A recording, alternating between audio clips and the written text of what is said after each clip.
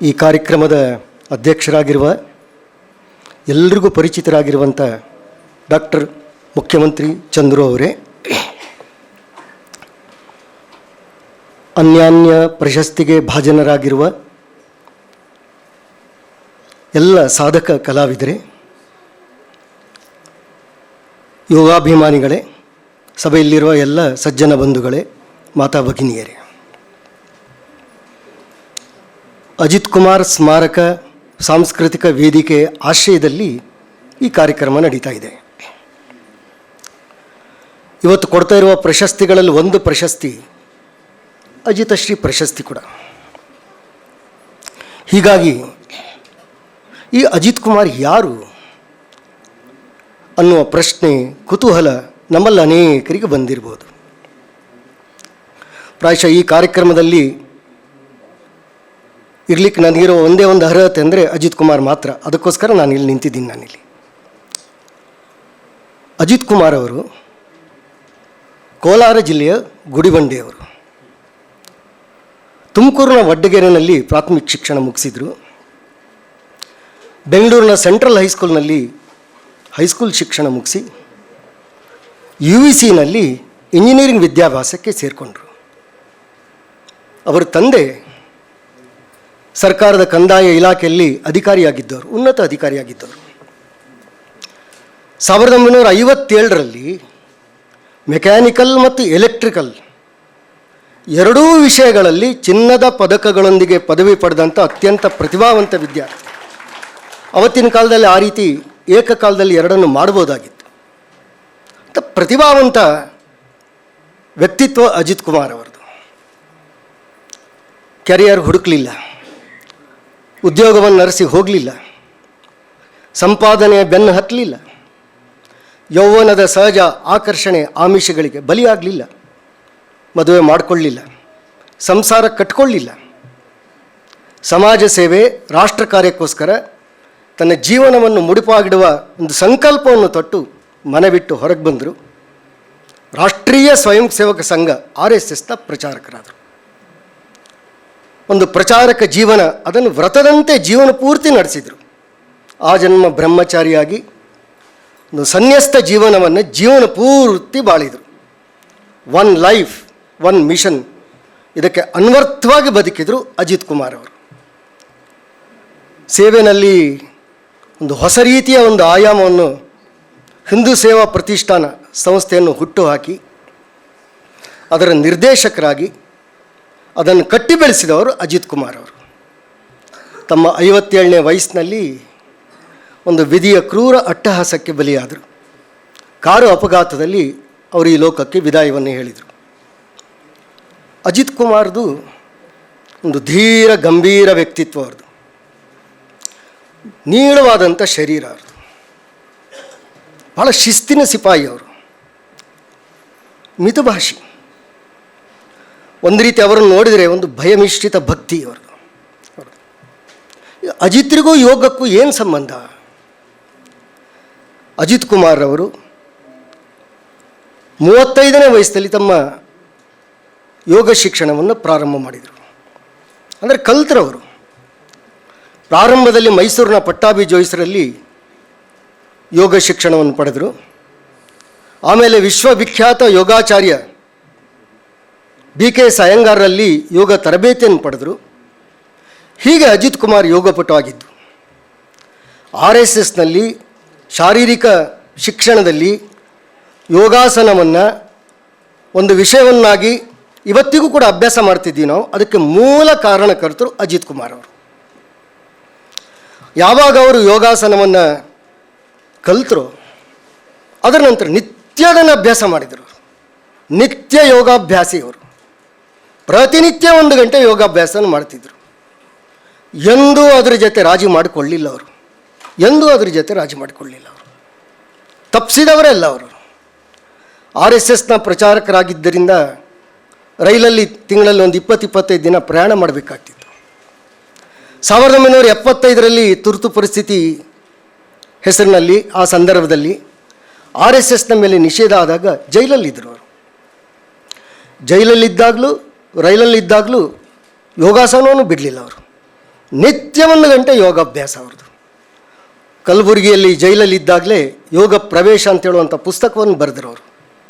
ಇವತ್ತಿಗೂ ಯೋಗಾಭ್ಯಾಸಿಗಳಿಗೆ ಒಂದು ಅತ್ಯಮೂಲ್ಯವಾದಂಥ ಒಂದು ಮಾರ್ಗದರ್ಶಿ ಅದು, ಗೈಡ್ ಅದು. ಯೋಗ ಅಂತ ಹೇಳೋದಕ್ಕೆ ಎಷ್ಟು ದೊಡ್ಡದಾದಂಥ ಅರ್ಥ ಇದೆ ಅದಕ್ಕೆ. ಅದರ ಅರ್ಥವನ್ನು ಗ್ರಹಿಸಿಕೊಂಡು ಅದಕ್ಕೆ ತಕ್ಕಂತೆ ತನ್ನ ಜೀವನವನ್ನು ರೂಪಿಸಿಕೊಂಡವರು ಅಜಿತ್ ಕುಮಾರ್ ಅವರು.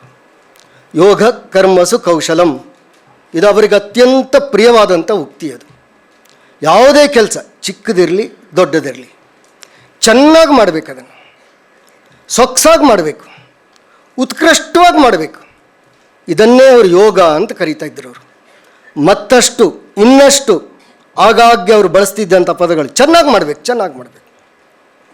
ಒಂದು ಸಣ್ಣ ಉದಾಹರಣೆ, ಅವರು RSSನ ಪ್ರಚಾರಕರಾಗಿದ್ದವರು. RSSನ ಕಾರ್ಯಕ್ರಮಗಳಲ್ಲಿ ಯೂನಿಫಾರ್ಮನ್ನು ಧರಿಸಬೇಕಾಗ್ತಿತ್ತು, ಗಣವೇಶ, RSSನ ಯೂನಿಫಾರ್ಮ್. ಅದರಲ್ಲಿ ಶೂ, ಬೆಲ್ಟ್, ಬಕಲ್ ಅದಕ್ಕೆಲ್ಲ ಪಾಲಿಷ್ ಮಾಡಬೇಕಾಗ್ತಿತ್ತು. ಸಾಮಾನ್ಯವಾಗಿ ಸಮಾರಂಭದಲ್ಲಿ ಅದನ್ನು ಧರಿಸಬೇಕಾದ್ರೆ, ಕಾರ್ಯಕ್ರಮಗಳಲ್ಲಿ ಧರಿಸಬೇಕಾದ್ರೆ ನಾವು ಬೇರೆ ಬೇರೆ ಪಾಲಿಷ್ ಹಾಕಿ ಅದನ್ನು ತಿಕ್ತಾ ಇದ್ವಿ, ಗಂಟೆಗಟ್ಟಲೆ ಅದನ್ನು ತಿಕ್ತಾ ಇದ್ವಿ. ಅದಕ್ಕೆ ಮೆರುಗು ತರಬೇಕು, ಅದನ್ನು ಹೊಳಪು ಕಾಣಿಸ್ಬೇಕು ಅಂತ ಹೇಳೋದಕ್ಕೆ. ಆದರೆ ಅಜಿತ್ರ ಬೆಲ್ಟು, ಅಜಿತ್ರ ಬಕಲ್, ಅಜಿತ್ರ ಶೂ ಹಾಕ್ಕೊಡ್ತಿದ್ದಂಥ ಶೂ ಅದು ಎಷ್ಟು ಚೆನ್ನಾಗಿ ಹೊಳಪು ಕೊಡ್ತಿತ್ತಂದರೆ ನಮ್ಗೆ ತುಂಬ ಆಶ್ಚರ್ಯ ಆಗ್ತಿತ್ತು. ಯಾವ ಪಾಲಿಷ್ ಹಾಕಿ ಅವರು ತಿಕ್ತಾ ಇರ್ತಾರೆ? ಒಂದು ಸಲ ಎಲ್ಲರೂ ಸೇರಿದಾಗ ಎಲ್ಲರೂ ಕೇಳಿದರು. ನಾವೆಲ್ಲ ಆಗ ಮಾರ್ಕೆಟ್ನಲ್ಲಿ ಸಿಗ್ತಿದ್ದಂಥ ಬ್ಲ್ಯಾಕ್ಬೆರಿ ಏನೋ ಪಾಲಿಷ್ ಇತ್ತದು, ಅದನ್ನು ಹಾಕಿ ತಿಕ್ತಾ ಇದ್ವಿ ನಾವು. ಒಬ್ಬರು ಕೇಳಿದರು, ಅಜಿತ್ರೆ ನೀವು ಏನು ಹಾಕಿ ತಿಕ್ತಾ ಇದ್ದೀರಿ, ಏನು ಹಾಕಿ ಪಾಲಿಷ್ ಮಾಡ್ತೀರಿ ಅಂತ ಕೇಳಿದರು. ಅಜಿತ್ರು ಕೊಟ್ಟ ಉತ್ತರ ನೋಡಿ, ನಾನು ಮನಸ್ಸಾಕಿ ತಿಕ್ತೀನಿ ಅಂದರು ಅವರು. ನಾನು ಮನಸ್ಸಾಕಿ ತಿಕ್ತೀನಿ ನಾನು ಅಂತ ಹೇಳ್ತಾಯಿದ್ರು. ಅಂದರೆ ಯಾವುದೇ ಕೆಲಸ ಮಾಡಬೇಕಾದ್ರೆ ಅದನ್ನು ಚೆನ್ನಾಗಿ ಮಾಡಬೇಕು, ಉತ್ಕೃಷ್ಟವಾಗಿ ಮಾಡಬೇಕು. ಪ್ರತಿಯೊಬ್ಬ ಸಾಧಕ ಇದನ್ನು ಅನುಸರಿಸಬೇಕಾದಂಥ ಗುಣ ಅಂತ ನಮಗವರು ಹೇಳ್ತಾ ಇದ್ದರು. ಅವರು ಉತ್ಕೃಷ್ಟತೆಯವರು ಆರಾಧಕರಾಗಿದ್ದರು. ಅವರು 1985ನೇ ಇಸ್ವಿಯಲ್ಲಿ ನಾನು ಪ್ರಚಾರಕನಾಗಿ ಬೆಂಗಳೂರಿಗೆ ಬಂದೆ. ನಾನು ಅವತ್ತು ಸಂಘ ಶಿಕ್ಷಾ ವರ್ಗದಲ್ಲಿ, ಸಂಘದ ತರಬೇತಿ ಶಿಬಿರದಲ್ಲಿ ಭಾಗವಹಿಸಿದ್ದೆ. ನಾನು 25 ದಿನದ ಶಿಬಿರ ಅದು. ಬೆಳಿಗ್ಗೆ ಯೋಗಾಸನ ಶಿಕ್ಷಣಕ್ಕೆ ಅಜಿತ್ ಕುಮಾರ್ ಬರ್ತಿದ್ರು. ಮೈದಾನದಲ್ಲಿ ಸಣ್ಣ ಸಣ್ಣ ಗುಂಪುಗಳಲ್ಲಿ ನಾವು ಯೋಗ ಅಭ್ಯಾಸ ಮಾಡ್ತಾಯಿದ್ವಿ. ಸೂರ್ಯ ನಮಸ್ಕಾರ ದೋಸ್ಥಿತಿ ಮಾಡಬೇಕು, ಬಗ್ತಿರಲಿಲ್ಲ ಶರೀರ, ಬಗ್ಸ್ತಿದ್ರು. ಛೇ ಸ್ಥಿತಿ ಮಾಡಬೇಕು, ತಳ್ತಿದ್ರು ಬೆನ್ನನ್ನು, ಸೊಂಟವನ್ನು ಕೆಳಕ್ಕೆ, ನೋವಾಗ್ತಿತ್ತಾಗ. ಆಗ ಅಜಿತ್ ಹೇಳ್ತಿದ್ದಂಥ ಮಾತು, ಆಗಾಗ್ಗೆ ಅವ್ರು ಹೇಳ್ತಿದ್ದಂಥ ಮಾತು, ಯಾರಿಗೆ ಅಜಿತ್ರ ಸಂಪರ್ಕ ಇದೆ ಅವರಿಗೆಲ್ಲ ಚೆನ್ನಾಗಿ ಗೊತ್ತು, enjoy the pain, enjoy the pain ಅಂತ ಅವ್ರು ಹೇಳ್ತಾಯಿದ್ರು. ಆ ರೀತಿ ಬಗ್ಸ್ಬೇಕಾದ್ರೆ ಎಷ್ಟರ ಮಟ್ಟಿಗೆ ಅಂದರೆ ನಾವು ಅದನ್ನು ಹಾಸ್ಯಕ್ಕೂ ಬಳಸ್ತಾ ಇದ್ವಿ. ಯಾರಿಗಾದರೂ ಸ್ವಲ್ಪ ತೊಂದರೆ ಆದರೆ ಎಂಜಾಯ್ ದಿ ಪೇಯ್ನ್ ಅಂತ ಹೇಳ್ತಾ ಇದ್ವಿ ನಾವು. ಅಂದರೆ ಅಷ್ಟರ ಮಟ್ಟಿಗೆ. ಆದರೆ ಅಜಿತ್ ಹೇಳ್ತಾಯಿದ್ರು, ಇದು ಕೇವಲ ಯೋಗಾಸನಕ್ಕೆ ಮಾತ್ರ ಅಲ್ಲ, ನಿತ್ಯ ಜೀವನಕ್ಕೂ ಇದೇ ಸೂತ್ರ ಅಂತ ಹೇಳ್ತಾಯಿದ್ರು. ಜೀವನದಲ್ಲಿ ಕಷ್ಟಗಳು ಬರುತ್ತವೆ, ಸಂಕಟಗಳು ಬರುತ್ತವೆ, ಬೆಟ್ಟದಷ್ಟು ಬರುತ್ತವೆ. ಆ ಎಲ್ಲ ಸಂದರ್ಭದಲ್ಲೂ ಸೋಲಬಾರ್ದು, ಎದೆಗುಂದಬಾರ್ದು, ಹತಾಶರಾಗಬಾರ್ದು, ಎದುರಿಸಬೇಕು. ಯಾವ ಮನಸ್ಥಿತಿಯಲ್ಲಿ ಎದುರಿಸಬೇಕು? ಎಂಜಾಯ್ ದಿ ಪೇನ್, ನೋವನ್ನು ಅನುಭವಿಸಿ, ನೋವನ್ನು ಸವಿಯಬೇಕಿದು. ಇದು ಅಜಿತ್ರು ಕೊಡ್ತಿದ್ದಂಥ ಸೂತ್ರ ಅದು. ಹೀಗೆ ಅಜಿತ್ರು ಅನೇಕ ವಿಷಯಗಳಲ್ಲಿ ಅನೇಕರಿಗೆ ರೋಲ್ ಮಾಡೆಲ್ಗಳಾದರು. ಅವರು ಅಜಿತ್ರಂದರೆ ಕರ್ನಾಟಕದಲ್ಲಿ ಸೇವೆಗೊಂದು ಹೊಸ ವ್ಯಾಖ್ಯೆಯನ್ನು ಕೊಟ್ಟವರು, ಹೊಸ ಭಾಷ್ಯವನ್ನು ಬರೆದವರು, ಹೊಸ ಆಯಾಮವನ್ನು ಕೊಟ್ಟವರು ಅಜಿತ್ರು. ನಾನು ಈಗ ತಾನೇ ಹೇಳಿದೆ, ಹಿಂದೂ ಸೇವಾ ಪ್ರತಿಷ್ಠಾನ ಅಜಿತ್ರು ಹುಟ್ಟಾಕಿದಂಥ ಸಂಸ್ಥೆ ಅದು. ಅವ್ರದ್ದೇ ಒಂದು ಕಲ್ಪನೆಯ ಕೂಸದು. ಸಾವಿರಾರು ಜನ ಸೇವಾವೃತ್ತಿಗಳು ಅವರನ್ನು ತಯಾರು ಮಾಡಿದಂಥ ಸಂಸ್ಥೆ ಅದು. ಹೆಣ್ಣು ಮಕ್ಕಳು ಮನೆ ಬಿಟ್ಟು ಬಂದು 2 ವರ್ಷ, 3 ವರ್ಷ, 5 ವರ್ಷ, 8 ವರ್ಷ, 10 ವರ್ಷ ಸಮಾಜದ ಕೆಲಸಕ್ಕೋಸ್ಕರ ಸಂಸ್ಥೆ ಹೇಳಿದಲ್ಲಿ ಹೋಗಿ ಕೆಲಸ ಮಾಡ್ತಾರೆ ಅಂತ ಹೇಳಿದರೆ ಯಾವ ರೀತಿ ವ್ಯಕ್ತಿಗಳನ್ನು ತಯಾರು ಮಾಡಿದರು ಅವರು. ಸೇವೆ ಅಂತ ಹೇಳಿದರೆ ಯಾರಿಗೋ ನಾವು ಮಾಡ್ತಾ ಇರುವಂಥ ಪರೋಪಕಾರ ಅಲ್ಲ ಅದು. ಆ ರೀತಿ ನೀವು ಅಂದ್ಕೊಂಡ್ರೆ ಅದು ಅಹಂಕಾರದ ಮೊದಲನೇ ಮೆಟ್ಟಿಲು ಅಂತ ಅವ್ರು ಹೇಳ್ತಾ ಇದ್ರು. ಸೇವೆ ಅಂದರೆ ಕರ್ತವ್ಯ, ಅದು ಸಮಾಜದ ಋಣವನ್ನು ತೀರಿಸಲಿಕ್ಕೆ ಒಂದು ಸುವರ್ಣ ಮಾಧ್ಯಮ ಸೇವೆ ಇದು. ನಾನು ಭಗವಂತನ ಕೆಲಸವನ್ನೇ ಮಾಡ್ತಾ ಇದ್ದೀನಿ ಅಂದ್ಕೊಂಡೆ ಈ ಭಾವದಿಂದ ಮಾಡಬೇಕು. ಇದು ಅವ್ರು ಕೊಟ್ಟಂಥ ದೃಷ್ಟಿ ಅದು. ಅದಕ್ಕೋಸ್ಕರ ಎಷ್ಟು ಜನರನ್ನು ಭೇಟಿ ಮಾಡಿದರು ಅವರು. ಸಮಾಜಕ್ಕೋಸ್ಕರ ಏನಾದರೂ ಮಾಡಿ ನೀವು. RSSನ ವಿಚಾರ ಒಪ್ಪೋರು ಒಪ್ಪದವರು ಎಲ್ಲ ಪ್ರಮುಖರನ್ನು ಭೇಟಿ ಮಾಡಿದರು. ಅವ್ರು ಯಾವಾಗಲೂ ಒಂದು ಮಾತು ಹೇಳ್ತಿದ್ರು, if you have a theme we have a team, if you have a team we have a theme. ಎಷ್ಟು ಹೊಸ ಹೊಸ ಪ್ರಕಲ್ಪಗಳನ್ನು ಹುಟ್ಟು ಹಾಕಿದ್ರು ಅವರು. ಶಿವಮೊಗ್ಗ ಜಿಲ್ಲೆಯ ಸಾಗರದಲ್ಲಿ ಸೇವಾ ಸಾಗರ ಸಂಸ್ಥೆಯನ್ನು ಹುಟ್ಟಾಕಿದರು. ಅದೇ ರೀತಿಯಲ್ಲಿ ಸೇವಾ ಸಂಗಮ, ಸೇವಾ ಸೌರಭ, ಸೇವಾ ಸಿಂಧು, ಸೇವಾ ಭಾರತಿ.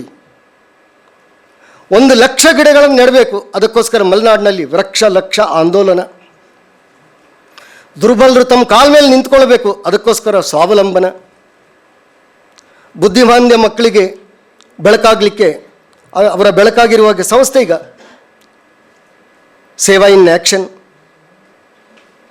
ಈ ರೀತಿ ಅನೇಕ ಸಂಸ್ಥೆಗಳನ್ನು ಹುಟ್ಟುಹಾಕಿದರು. ಹೊಸ ಹೊಸ ಕಾರ್ಯಕ್ರಮಗಳು, ದಸರಾ ಸಮಯದಲ್ಲಿ ಬೊಂಬೆ ಮನೆ, ಚಿಂತಾಮಣಿಯಲ್ಲಿ ಶಿಶು ಶಿಕ್ಷಣಕ್ಕೋಸ್ಕರ ಮಗುವಿನ ಮನೆ. ಈ ರೀತಿ ಎಷ್ಟು ಥರದ ಕಾರ್ಯಕ್ರಮಗಳು, ಎಷ್ಟು ಹೊಸ ಹೊಸ ಕಲ್ಪನೆಗಳು. ಇದು ಅಜಿತ್ರು ಸೇವೆ ಕೊಟ್ಟಂಥ ಒಂದು ದೊಡ್ಡ ಒಂದು ಇದು ಭಾಷ್ಯವನ್ನೇ ಬರೆದರು ಅಂತ ಹೇಳ್ಬೋದು. ಹೇಗೆ ಸ್ವಸ್ಥ ಶರೀರಕ್ಕೋಸ್ಕರ ಯೋಗಾಸನ, ಸ್ವಸ್ಥ ಸಮಾಜಕ್ಕೋಸ್ಕರ ಸೇವೆ, ಯೋಗ ಮತ್ತು ಸೇವೆ. ಅಜಿತ್ರು ಅದಕ್ಕೊಂದು ಹೆಸರಾದರು. ಅಜಿತ್ರು ಸಾಮಾನ್ಯ ಅಜಿತ್ರು ಕೆಲಸ ಮಾಡಬೇಕಾದ್ರೆ ನಾನು ಹತ್ತಿರದಿಂದ ನೋಡಿದ್ರೆ ಹೇಳ್ತಾ ಇದ್ದೀನಿ, ನ್ಯೂನತೆಗಳನ್ನು ಸಹಿಸ್ತಿರ್ಲಿಲ್ಲ. ಅವರು ನ್ಯೂನತೆಗಳನ್ನು ಸಹಿಸ್ತಿರ್ಲಿಲ್ಲ. ಕೆಲಸ ಚೆನ್ನಾಗಿಯೇ ಮಾಡಬೇಕು, ಪೂರ್ತಿ ಆಗಬೇಕದು, ಅಂದುಕೊಂಡ ರೀತಿನಲ್ಲೇ ಆಗಬೇಕದು. ಆಗಿದೆ ಪರವಾಗಿಲ್ಲ ಅಂತ ಯಾರಾದರೂ ಅಂದ್ಕೊಂಡ್ರೆ ಅದನ್ನು ಸಹಿಸ್ತಿರ್ಲಿಲ್ಲ ಅವರು. ಪರೀಕ್ಷೆಯಲ್ಲಿ 100ಕ್ಕೆ 60 ಮಾರ್ಕ್ ಬಂದರೆ ಫಸ್ಟ್ ಕ್ಲಾಸ್, ಖುಷಿ ಆಗುತ್ತೆ ನಮಗೆ. ಆದರೆ ಕೆಲಸದಲ್ಲೇ ಆ ರೀತಿ ಇಲ್ಲವೇ ಇಲ್ಲ. ಇದನ್ನು ಒಪ್ಕೊಳ್ಳೇಬಾರ್ದು ಅಂತ ಹೇಳ್ತಾಯಿದ್ರು. 100ಕ್ಕೆ 100 ಇದರಲ್ಲಿ. ಅದಕ್ಕೋರ್ಗೆ ಉದಾಹರಣೆ ಕೊಡ್ತಿದ್ರು.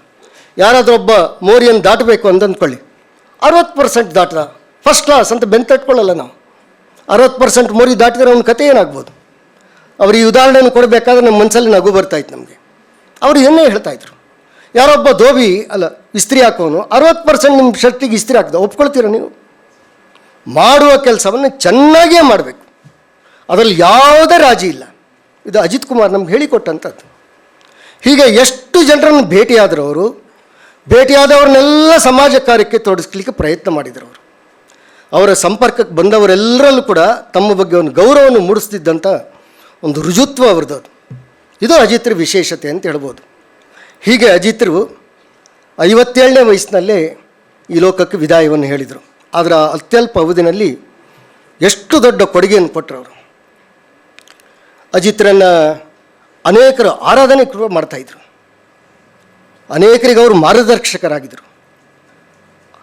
ಆಯುರ್ವೇದ, ಹೋಮಿಯೋಪತಿ, ಯೋಗ, ಅನಾಟಮಿ, ಮನಃಶಾಸ್ತ್ರ, ಅಕೌಂಟೆನ್ಸಿ, ಅನೇಕ ಸಂಗತಿಗಳನ್ನು ಸಂಘಟನೆಗೋಸ್ಕರ ಅವರು ಕಲ್ತರು. ಅವರು ನಿಮಾನ್ಸ್ನಲ್ಲಿ ಒಬ್ಬ ದೊಡ್ಡ ಮನಃಶಾಸ್ತ್ರಜ್ಞನಾಗಿದ್ದರು. ಅವರನ್ನು ಅವರು ಭೇಟಿ ಮಾಡಲಿಕ್ಕೆ ಹೋದಾಗ ಅಜಿತ್ರು ಅವರ ಹತ್ರ ಕೇಳಿದರು, ನನಗೊಂದಷ್ಟು ಮನಃಶಾಸ್ತ್ರದ ಸೂತ್ರಗಳನ್ನು ಕಲಿಬೇಕು, ನಾನೊಬ್ಬ ವಿದ್ಯಾರ್ಥಿ ರೂಪದಲ್ಲಿ ನಿಮ್ಮ ಮನೆಗೆ ನಾನು ಆಗಾಗ್ಗೆ ಬರ್ತೀನಿ ಅಂತ ಕೇಳಿಕೊಂಡ್ರು. ಅವ್ರು ಒಪ್ಕೊಂಡ್ರು. ಅವ್ರ ಮನೆಗೆ ಹೋಗ್ಲಿಕ್ಕೆ ಪ್ರಾರಂಭ ಮಾಡಿದರು. ಹೋಗ್ತಾ ಹೋಗ್ತಾ ಕ್ರಮೇಣ ಆ ಮನಃಶಾಸ್ತ್ರಜ್ಞರಿಗೆ ಅಜಿತ್ರ ಬಗ್ಗೆ ಒಂದು ಪೂಜ್ಯ ಭಾವನೆ ಬಂತು. ಅಜಿತ್ರು ತೀರಿ ಹೋದಾಗ ಅವರೊಂದು ಮಾತನ್ನು ಹೇಳಿದರು, ನನಗಿಬ್ಬರೇ ದೇವರು ನನ್ನ ಜೀವನದಲ್ಲಿ. ಒಬ್ಬರು ತಿರುಪತಿ ತಿಮ್ಮಪ್ಪ, ನಮ್ಮ ಮನೆ ದೇವರು, ಇನ್ನೊಬ್ಬರು ಅಜಿತ್ ಕುಮಾರ್ ಅಂತ ಅವ್ರು ಹೇಳಿದರು ಅವರು. ಸೊ ಈ ರೀತಿ ಅಜಿತ್ರ ಬಗ್ಗೆ ಎಂಥ ಭಾವನೆ ಅವರು. ಪ್ರಾಯಶಃ ಸಮಯ ಆಗಿದೆ ಅಂತ ಕಾಣಿಸುತ್ತೆ. ಅಜಿತ್ರು ಯಾವಾಗಲೊಂದು ಮಾತನ್ನು ಹೇಳ್ತಾಯಿದ್ರು, ಜೀವನ ಇದು ಪ್ರದರ್ಶನಕ್ಕೋಸ್ಕರ ಅಲ್ಲ, ಜೀವನ ಅದು ನಿದರ್ಶನಕ್ಕೋಸ್ಕರ. ಅದು ಆ ರೀತಿ ಬದುಕಬೇಕು ನಾವು ಅಂತ ಅವ್ರು ಹೇಳ್ತಾಯಿದ್ರು, ನಿದರ್ಶನಕ್ಕೋಸ್ಕರ. ಅದೇ ರೀತಿ ಬದುಕಿದ್ರು. ಅವ್ರ ಜೀವನ ನಮ್ಮೆಲ್ಲರಿಗೂ ಒಂದು ನಿದರ್ಶನ ಆಯಿತು. ಅದಕ್ಕೋಸ್ಕರ ನನ್ನಂಥ 100 ಜನರಿಗೆ ಅವರು ರೋಲ್ ಮಾಡೆಲ್ ಆದರು. ಅದಕ್ಕೋಸ್ಕರನೇ ಪ್ರಾಯಶಃ ಈ ಸಂಸ್ಥೆಯ ಪ್ರಧಾನ ಸ್ತಂಭ ಅಂತ ಅಂದ್ಕೊಳ್ತೀನಿ ನಾನು, ಶ್ರೀಯುತ ಮುರಳಿಯವರು. ಅವರು ಕೂಡ ಅಜಿತ್ ಕುಮಾರ್ರಿಂದಲೇ ಪ್ರೇರಣೆಯನ್ನು ಪಡೆದವರು. ಅದಕ್ಕೋಸ್ಕರ ಈ ಸಂಸ್ಥೆಯನ್ನು ಅಜಿತ್ ಕುಮಾರ್ ಹೆಸರಲ್ಲೇ ಕಟ್ಟಿದ್ರು. ಅಜಿತ್ ಕುಮಾರ್ ಹೆಸರಲ್ಲೇ ಪ್ರಶಸ್ತಿಯನ್ನು ಇವತ್ತಿಗೂ ನೀಡ್ತಾ ಇದ್ದಾರಲ್ಲ ಅವರು. ಸಾಮಾನ್ಯವಾಗಿ ಅನೇಕ ಹಿರಿಯರು ತಮ್ಮ ಉಪನ್ಯಾಸಗಳಲ್ಲಿ ಅಥವಾ ಭಗವದ್ಗೀತೆಯ ಪ್ರವಚನಗಳಲ್ಲಿ ಒಂದು ಶ್ಲೋಕವನ್ನು ಹೇಳ್ತಾ ಇರ್ತಾರೆ. ಮುಕ್ತ ಸಂಗೋ ನಹಂವಾದಿ ಧೃತ್ಯುತ್ಸಾಹ ಸಮನ್ವಿತ ಸಿದ್ಧಸಿದ್ಧೋ ನಿರ್ವಿಕಾರ ಕರ್ತ ಸಾತ್ವಿಕ ಉಚ್ಯತೆ. ಮೋಹ ಇಲ್ಲದೆ, ಅಹಂಕಾರ ತುಂಬಿಕೊಳ್ಳದೇನೆ, ಧೈರ್ಯ ಮತ್ತು ಉತ್ಸಾಹಗಳನ್ನು ತುಂಬಿಕೊಂಡು ಸೋಲು ಗೆಲುವುಗಳಲ್ಲಿ ಮತಿಗೆಡದೆ ಧೃತಿಗೆಡದೆ ಯಾವನು ಮುನ್ನುಗ್ತಾನೆ ಅವನೇ ಸಾತ್ವಿಕ ಕಾರ್ಯಕರ್ತ. ಈ ರೀತಿ ಶ್ಲೋಕವನ್ನು ಹೇಳಬೇಕಾದ್ರೆ ನಮ್ಮ ಕಣ್ಣು ಮುಂದೆ ಕಟ್ಟುವಂಥ ಚಿತ್ರ ಅಂತ ಹೇಳಿದ್ರೆ ಸನ್ಮಾನ್ಯ ಅಜಿತ್ ಕುಮಾರ್ ಅವರು. ಅಜಿತ್ ಕುಮಾರ್ ಅವರು RSSನ ಪ್ರಾಂತ ಪ್ರಚಾರಕರಾಗಿ ಮಾರ್ಗದರ್ಶನ ಮಾಡಿದರು. 90ನೇ ಇಸ್ವಿ ಜೂನ್ನಲ್ಲಿ ಪ್ರಾಂತ ಪ್ರಚಾರಕರಾದರು. 90ನೇ ಇಸ್ವಿ ಡಿಸೆಂಬರ್ನಲ್ಲಿ 6 ತಿಂಗಳಲ್ಲಿ ಕಾರು ಅಪಘಾತದಲ್ಲಿ ತಮ್ಮ ಪ್ರಾಣವನ್ನು ಬಿಟ್ಟರವರು. ಇಂಥ ಅಜಿತ್ ಕುಮಾರ್ ನಮ್ಮೆಲ್ಲರಿಗೂ ಪ್ರೇರಣೆ ಕೊಟ್ಟವರು. ಅಂಥ ಅಜಿತ್ ಕುಮಾರ್ ಚಿರಸ್ಮರಣೆಗೆ ಅವಕಾಶ ಮಾಡಿಕೊಟ್ಟಂಥ ಅಜಿತ್ ಕುಮಾರ್ ಸ್ಮಾರಕ ಸಾಂಸ್ಕೃತಿಕ ವೇದಿಕೆ ಎಲ್ಲ ಪದಾಧಿಕಾರಿಗಳಿಗೂ, ಶಾಂತಚಿತ್ತರಾಗಿ ಆಲಿಸಿದ ತಮ್ಮೆಲ್ಲರಿಗೂ ಮತ್ತೊಮ್ಮೆ ನಮಸ್ಕಾರ ಮಾಡ್ತಾ ನನ್ನ ಮಾತುಗಳನ್ನು ನಾನು ಮುಕ್ತಾಯ ಮಾಡ್ತಾಯಿದ್ದೀನಿ.